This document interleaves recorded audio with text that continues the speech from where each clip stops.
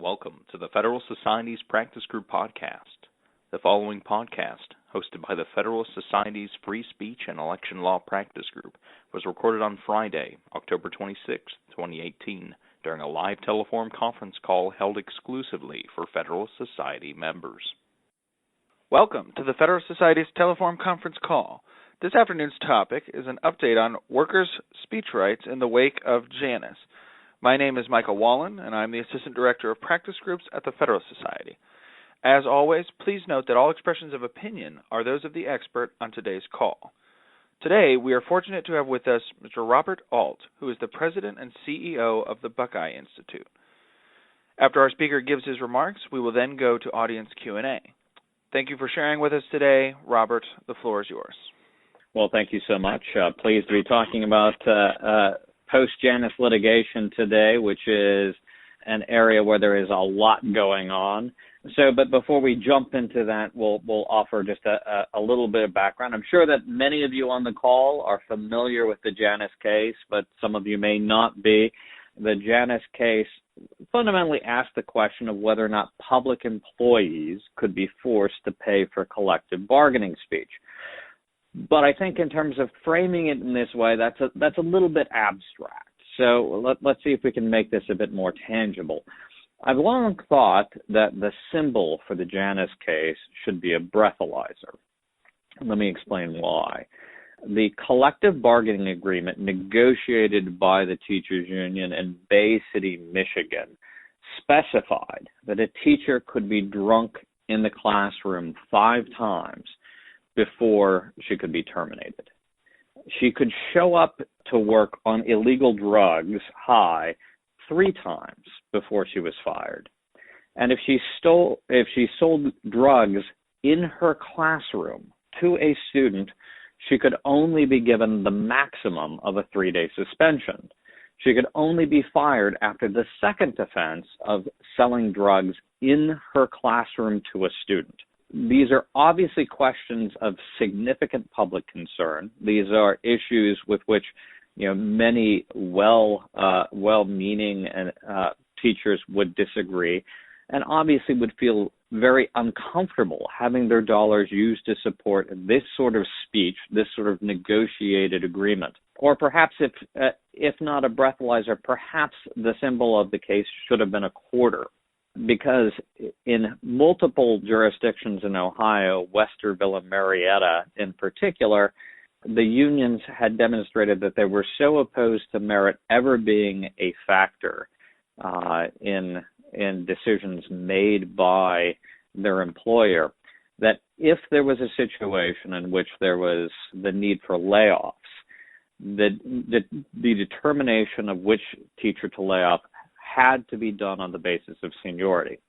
Well, what would happen if there was a tie in seniority? What would happen, for instance, if the teacher of the year and the lowest performing teacher in the school happened to have equal seniority?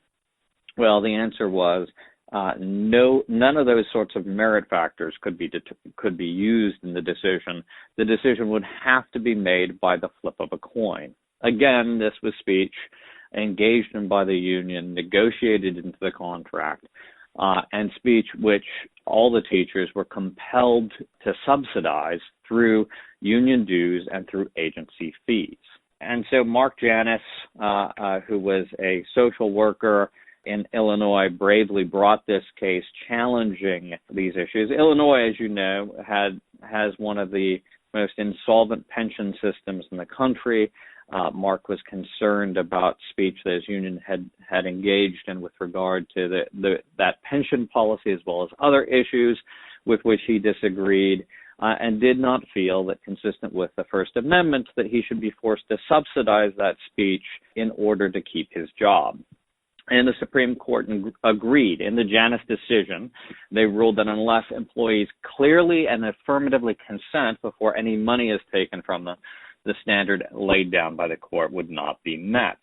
So what does that mean in practice? And that's what's being shaken out right now in both the legislatures and in the courts. So the first move by the unions was an attempt to limit the impact of the decision just to agency fee payers, to those individuals who had, as you recall, under the pre-Janus law, an individual could be forced to pay for the agency fees for the cost of collective bargaining, but the Supreme Court had previously determined that you couldn't be forced to be a full member. Now, in most states, or at least in many states, this was cool comfort. In Ohio, for instance, the unions were permitted to charge up to 100% of the full membership fees for collective bargaining. And when they apportioned out the fees, not surprisingly, it would end up that on average, I'd say roughly 85% of the full cost was assessed as an agency fee, as fees directly related to collective bargaining services. So because of this and because of the burdens associated with opting out, a relatively small percentage of individuals in unionized workforces jump through the hoops requisite to become the so-called agency fee payers, non-members. In many states, it probably amounted to roughly 5% or less of the unionized public employee workforce. And so the unions have argued that Janus, because Mark Janus was not a full union member, he was an agency fee payer, that the Janus case really only applies to these agency fee payers and not to full union members. Thus, the AFL-CIO publicly states on their webpage, quote, "It is important to remember that the ruling will apply only to non-members. The court's decision has no application to members," end quote. And the General Counsel of the National Education Association, one of the nation's largest teachers' unions, declared similarly that the Janus decision does not mean that unions have to resign existing members.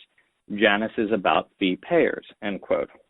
So with that in mind, numerous unions negotiated collective bargaining agreements that began serendipitously in May in anticipation of the Janus decision, and designated the opt-out windows either before June, when they anticipated the decision would come down, or years in the future, in some cases 2021 or 2022, in order to maximize their compulsory dues.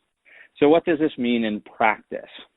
In Ohio, there are 3,200 collective bargaining agreements that cover the public sector workers in the state. I know this because my organization, the Buckeye Institute, has analyzed all 3,200 in preparing a grassroots website to assist individuals in exercising their Janus rights, workerschoose.org. If a worker goes to that website and types in a few simple pieces of information, they're able to obtain the information they need in terms of what their own collective bargaining agreement specifies for their opt-out window and what they need to do to exercise their rights. But if you were to do that in Ohio, and you did it right after the opinion came down on say, July 1st, you would find that 15,556 public employees were already barred from being able to exercise their rights if they were bound by the terms of the collective bargaining agreements. As I said, a number of the agreements specified an opt-out window before June, clearly in an attempt to prevent individuals from exercising their rights should the decision come down as it did. If, however, you waited until, say, October 1st, there's over 65,000 employees that would be barred. And so, again, the unions are attempting to claim that individuals who are full members would have no rights under Janus, and that they are held to the terms of these collective bargaining agreements.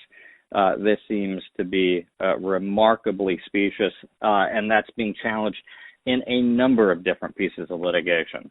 So one theory that has been used to address this has been advanced by the Liberty Justice Center. Many of you are familiar with that organization. It's one of the public interest firms who, along with National Right to Work, brought the Janus case. They've begun sending letters to states warning them to stop withholding dues because they argue that pre-Janus consent is invalid. They're seeking to sue, or they're suing, seeking a requirement that members opt in post-Janus, that be a universal requirement.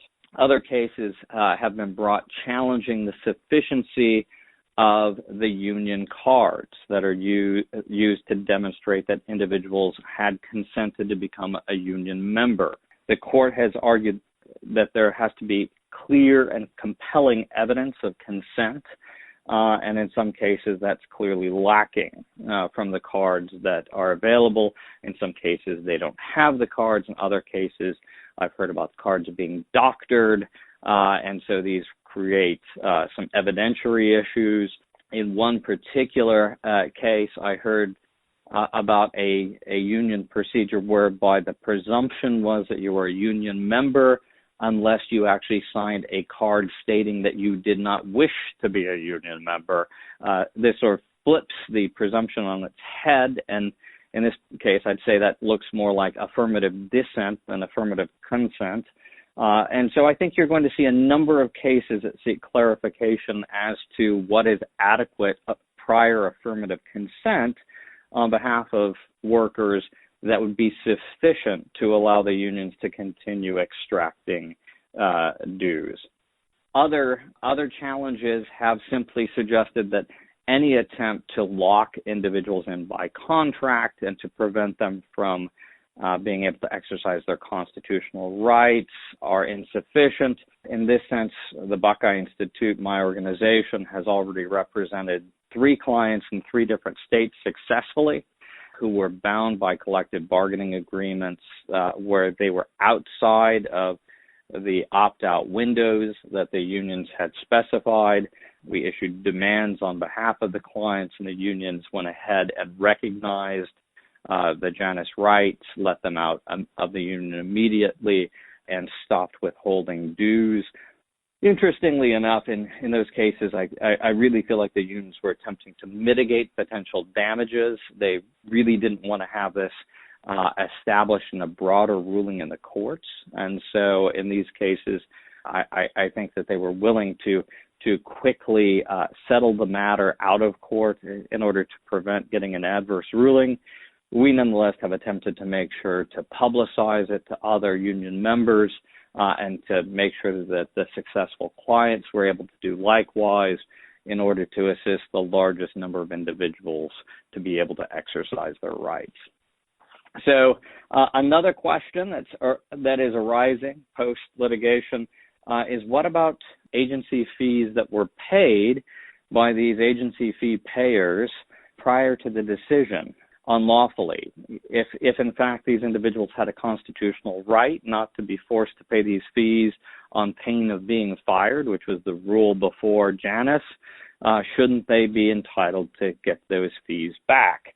And so there's numerous different so-called clawback cases seeking return of some portion of those agency fees. Jonathan Mitchell, who previously taught at George Mason, among other places, he is bringing a number of class actions across the country, seeking clawback of funds. National Right to Work, I know, is bringing a number of cases. The argument in favor of the fees is relatively straightforward. As I suggested, the argument on the other side, I think you're going to see the unions attempting to argue something analogous to roughly what you would call something like qualified immunity, that there was not clear law prior to the Janus case establishing that the individuals had a right not to pay these fees, and thus they shouldn't be held to that standard prior to that decision coming down and becoming clear.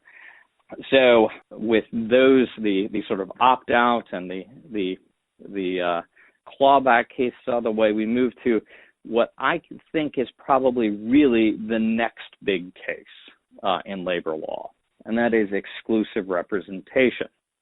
So before I get to that, let me take a step back once again and talk for a moment about how it is that we got to the Janus case. And in some sense, we got there because of a roadmap that was laid down in a series of pre-Janus cases by Justice Alito. Prior to that case, the Abood case, which based upon a concept largely of labor peace, had upheld these compulsory agency fees was the law. But in a series of cases, Alito began to cast doubt on the continuing vitality of abood, and did so quite forthrightly, leading up to, in one particular case, he provided about 6 reasons why he thought that abood was wrongly decided, but did not ultimately reach out and strike down abood. It really was something of a roadmap for litigators in terms of bringing the challenge, both in Friedrichs, which we remember raised similar claims to the Janus case a couple of years before, ultimately ended up deadlocking after Justice Scalia's untimely passing. Once again, it was following this roadmap that I think led to the successful outcome in Janus. Well, in the Janus case itself, Justice Alito once again offered some hints, I think, of what he suggests is a problem in the law. And given what happened in Janus, I think we would be well advised to heed his advice. Twice the court noted that, quote, designating a union as the exclusive representative of non-members substantially restricts the non-members' rights, end quote. And the court also referred to exclusive representation as, quote, a significant impingement on associational freedoms that would not be tolerated in other contexts, end quote. Again, this looks like a pretty clear invitation from Justice Alito to address the issue of exclusive representation. And so the Buckeye Institute, joined by Andrew Grossman at Baker Hostetler, accepted that invitation, and we were in court 3 hours after the Janus case came down, bringing our first federal lawsuit, post-Janus federal lawsuit against exclusive representation. So in terms of understanding exclusive representation, this is, to my mind, sort of the flip side of the coin of the Janus case. Janus said you cannot be forced to pay for collective bargaining speech with which you disagree, and the exclusive representation claim says, well, yes, but I shouldn't be forced to speak through the union. And I believe it's 41 states in the District of Columbia have some sort of provisions at law which allow a union to be designated as the exclusive representative for a bargaining unit, and as such, they have the authority and lawfully speak not just for the union members, but for the non-members. And so what does this end up looking like? So take, for instance, we're now in 3 different federal courts in 3 states raising this challenge. One of the claims that we're bringing is on behalf of Kathy Uradnik, who is a professor in the Minnesota state system. Kathy is a professor there who has chosen to be, prior to Janus, to be an agency fee payer. Post-Janus, she was able to get a refund of those agency fees going forward. But nonetheless, she is still forced to associate and to speak through her union, which is her exclusive representative at her university. In this capacity, the union negotiates for different benefits for union members as opposed to non-members. Non-members, for instance, are excluded from certain privileges on campus, including participating in key faculty committees.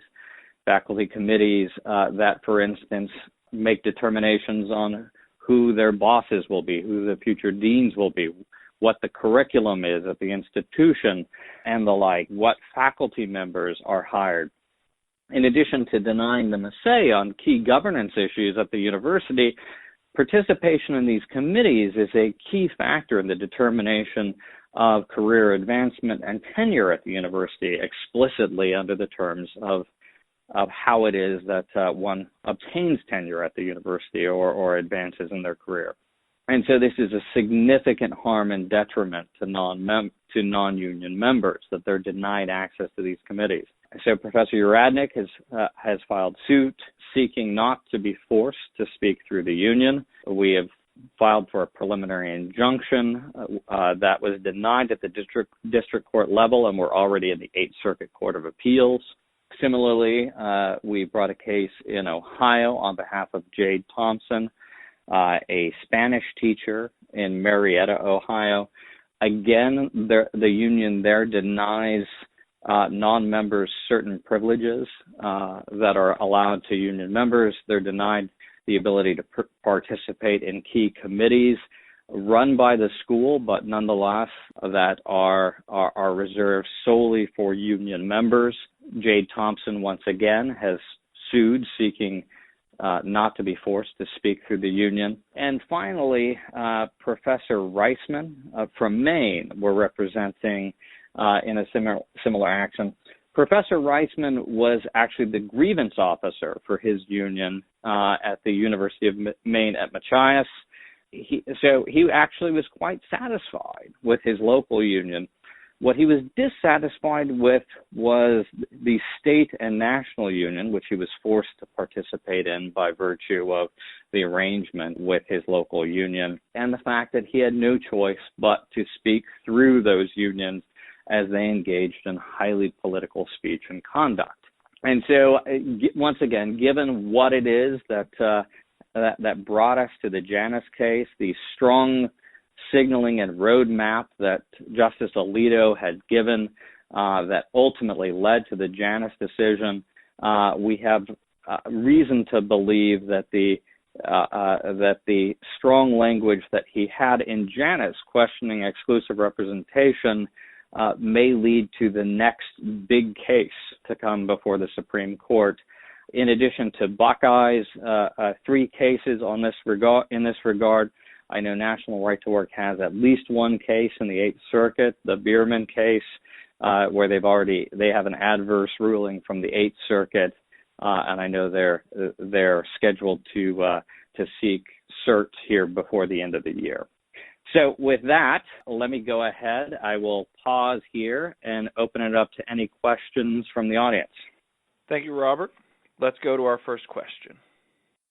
I had 2 questions. First of all, why would the unions want to force the employees to pay the fees instead of negotiating with the state employer that the state will fund the union? And second of all, is it wrong for a justice to give indications that he has prejudged a case? I'll try and remember these and take them in turn. So first, why is it that a union would attempt to force individuals to pay fees rather than negotiating with the employer? That latter idea is one that's come to fruition only, I think, as the Friedrichs and Janus cases were moving along. I've seen a number of professors and who have discussed that, and it's there's been some suggestion that might be taken up in California or elsewhere. There's a couple things. Number one, you've got to get that through the political process, and the thing, the potential issue with that. I mean, obviously that may or may not be possible. You probably have to have a particularly union-friendly state in order to get that kind of a government, sort of a government contract, as it were. But you can imagine there's any number of issues that might come up with that. Number one, it does certainly create some issues of the potential appearance of conflict of interest. If the union is being paid by the employer to provide the services and yet they're negotiating against the employer, this creates sort of a weird situation. I mean, there's already, I guess with some of the lobbying, spending that's being done by the unions on behalf of politicians who sit on the other side of the negotiating table, there's already some concerns about, sort of the fairness of the situation. But this, I think, exacerbates it even more. And I think if I were being represented by that union, you might wonder to what extent that they really are going to have your best interest as a worker at heart, if in fact, they're getting their paymaster is the very entity that they're putatively negotiating against, or on the opposite side of the negotiating table. So there's a number of reasons that it may not be, that then it might not be as preferable optically. There's also questions as to whether something like that might, in fact, make the unions into government contractors and subject to certain requirements that government contractors would be subject to. Additionally, unions would be potentially subject to the ebbs and flows of the budgetary cycle, whereas if you can compel payment by non-members as a condition of employment, you really have great flexibility in terms of setting your own rate. So there's probably a few reasons why they had chosen to go down that road previously when they could. As to whether or not there's a problem with a judge, sort of prejudging a particular case, I wouldn't say in terms of this that Justice Alito prejudged the particular case. What really happened in these situations was the court, sort of talking about its concerns about areas of law without actually reaching a decision. It fundamentally what said, in the pre-Janus cases and what Janus said with regard to exclusive representation arguably is dicta. It's not, this isn't a binding holding of the court, but it is a suggestion from the court as to concerns it has with regard to the constitutionality of particular practices that are being engaged in. I'd say that's very different than, for instance, the concerns that we have about a judge or justice, appearing before Congress and expressing their views with regard to a class of cases before the particulars have come before them. Even in these cases, again, they're not judging them. They don't actually issue a ruling, but they do give their sense of concerns about that particular area of law, and that's extraordinarily common. Judges have done that for years and will continue to do so. We will now go to the next question. Hi, Bob Fitzpatrick here in D.C. Two quick questions on this notion that I guess has been proposed by a couple of law school professors that apparently the way around these decisions is for as you discussed a few minutes ago, for the state to fund the union. And you discussed some of the theories, the problems with that. Wouldn't there also be a duty of fair representation claim in there with such a clear conflict of interest? The employer is subsidizing the union. And my second question is, where can I go? Do I go on your website and the National Right to Work website to find the citations to these cases that are wending their way up to the various circuits and to the Supreme? I'll go ahead and take it in reverse order. Yes, I would go ahead and take a look at, for the cases I've mentioned that Buckeye is filing, you can go to our website, buckeyeinstitute.org, and we've got information about all those cases, as well as background videos from the clients and other materials that you may find helpful. National Right to Work has information on the numerous cases they're engaged in. I don't know with regard to Jonathan Mitchell, who's bringing a number of class actions, if he's got a single website that you can go to. Again, Liberty Justice Center is bringing a number of cases. I would also point out the Fairness Center in Pennsylvania is bringing a number of cases in Pennsylvania. The Mackinac Center just filed a lawsuit in New Jersey, and the Freedom Foundation in Washington is engaged in a number of different lawsuits. So I hope I'm not leaving anyone out at this point. If so, I apologize for the inadvertence, but those are among the groups that are bringing post-Janus litigation. As to your question about fair representation, I think that if you get into a situation where you've got a state paying for the dues, and again, my understanding, the theories I've heard surrounding this are that the employer would probably somehow assess a fee that they would then use to pay for this, or perhaps they would do it out of general revenues. I've heard different theories as to how it is the state would fund it, and then they would simply purchase this service that would be done on behalf of all the individuals in the workforce. Again, I think given the conflict of interest there would be some concerns about fair representation. There are currently, I think, with regard to the exclusive representation, it's interesting. I think, I think that there are some serious concerns about the ways in which the unions have been engaging in their representation, insofar as they're seeking disparate benefits for members and non-members. I think there are some issues surrounding that in the exclusive representation context as well. Thank you. While we're waiting for any more questions to come in, Robert, did you want to tell us about, in the course of preparing for litigation, what are some of the more interesting opt-out windows that you came across there? Sure. So as I mentioned, we in preparing our website, workerschoose.org, went through all 3,200 collective bargaining agreements in Ohio, and there were some I think really kind of remarkable opt-out windows that we identified. In one school district, the opt-out window was between August 22nd and August 31st, 1991. This was for a collective bargaining agreement that was adopted in 2017. So they arbitrarily chose an opt-out window that occurred more than a decade and a half before the agreement was entered into.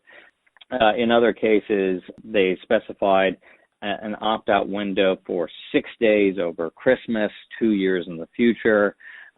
Frequently you see the opt-out window selected based upon the anniversary date of the employee. And I think that, the presumption here, and it's probably a fair one, is that, how many of you remember off the top of your head what your anniversary date is with your employer? That's a hoop that I think many people would find difficult to jump through. And I think this really goes to, I think, some of the problems with relying upon these opt-out windows and the procedures put in place by them. In some cases, just to give you a few other examples of the difficulties that individuals may have with regard to opting out, we were contacted by an individual who was not able to opt out of their union because the union required that the opt-out be conducted in person during very limited business hours during which the teacher was working, and so they could not appear in person. In other cases, like a bad MASH episode, the union requires that the opt-out be executed in triplicate, sent to multiple different offices, all within a very specific time window. In some cases, they require it be executed via certified mail. Again, all of these things to make it, I think are undue burdens in the exercise of constitutional rights. So we've had potential clients reach out to us just recently where they attempted to comply with what was actually a pretty onerous set of requirements to opt out, only to be given a blanket statement that their request was denied because they failed to comply with the procedures. And yet the union would not tell them which procedures it was that they failed to comply with. So there was no ability to cure. There was no ability to even verify that the denial was issued in any kind of good faith, even if the requirements would be permissible. And I would argue these sorts of onerous requirements are impermissible after Janus. But these are the sorts of tactics that we have seen some unions who are engaging in bad faith engage in. And let's go to our next question. Hi, thank you for the presentation so far, very informative. separate and apart from the financial obligation. Am I right in recalling that many years ago the Supreme Court already had ruled, I think on First Amendment grounds, that public employees could not be compelled to actually become members of a labor organization? Was that Hudson v. Chicago Teachers Union? Is that the right neighborhood? Thank you. They had declared that. I believe that was in the Hudson case, which also specified that you were entitled to the so-called Hudson notice with regard to separating out those portions of the how it is that the fees were allocated. Essentially what were chargeable expenses for collective bargaining versus non-chargeable expenses. This, of course, ended up being one of the big issues moving forward into the Janus case, which is the breadth of activities that unions engaged in that they construed as chargeable expenses. So, for example, my colleague in the litigation, Andrew Grossman from Baker Hostetler, wrote a piece in the Wall Street Journal in which he had identified that numerous of the unions consider their national conventions each year as a chargeable expense. If you take a look at the activities that they engage in at those national conventions, most of them had the Democratic nominee for president speak at most of the major unions had the Democratic nominee for president speak at those national conventions. Hillary Clinton spoke at several. Most of them endorsed Hillary for president, passed resolutions, for instance, stating that they would take all reasonable steps to get Hillary elected as president. Also endorsed policy platforms on everything from D.C. statehood to taking stances opposed to religious liberty protections in the states to stances on immigration policy and any number of other very political issues. All of this done with chargeable expenses, which is to say those dollars that you could not opt out of pre-Janus. And perhaps the greatest insult to injury in terms of what was a chargeable expense, litigation is a chargeable expense. And so as I noted in National Review just before the Janus case, Mark Janus paid for some of the most expensive lawyers that money could buy to argue in the Supreme Court, but he paid for them to argue against him. And that is because, given that it was a chargeable expense, he was forced to pay for the attorneys representing the union. He could not opt out of those fees. So he was. I think that if you really want to explain and understand the problem with compulsory agency fees, it was that Mark Janus was forced to pay for those people who were attacking him in court. Thank you, Robert. We do not have any further questions lined up at this moment. So, if you have any closing remarks. Well, thank you once again. I think that Janus really provides extraordinary opportunities, first for the free speech rights of employees, for them genuinely, for the first time, to have a voice and a choice with regard to the representation. It grants those employees a genuine opportunity. Unfortunately, in the wake of the decision, numerous unions have attempted to curtail those rights, to limit them to those who were agency fee payers before the Janus opinion came down, to attempt through, by contractual means, to lock in employees into continuing to pay dues or fees long into the future, and to rely upon the difficulty of getting out to continue that stream of income. I think because of this, you're going to see this is going to prompt, it already has prompted additional litigation. In addition to the cases I mentioned, the Buckeye Institute will be filing a couple of new cases very soon with regard to this opt-out question, making sure that individuals truly are held to the standard by that the Supreme Court laid down, that they're given the opportunity to affirmatively consent to union representation if that is what they like. But additionally, I think the next, as I suggested, the next big wave in labor rights, I think, will be establishing a right not to speak through the union. The Supreme Court was particularly strong in this last term in protecting the rights of individuals against compelled speech. And I think exclusive representation constitutes a genuine infringement on the rights of workers by forcing them to speak through an agency with which they may disagree and may in fact be arguing against their interests, as the union has done in cases like Professor Uradnik. So those are cases, I think, that are worth watching as they wind their way through the federal courts and potentially up to the Supreme Court. On behalf of the Federalist Society, I want to thank our expert for the benefit of his valuable time and expertise today. We welcome listener feedback by email at info@fedsoc.org. Thank you all for joining us. We are adjourned. Thank you for listening. We hope you enjoyed this practice group podcast. For materials related to this podcast and other Federalist Society multimedia, please visit the Federalist Society's website at fedsoc.org/multimedia.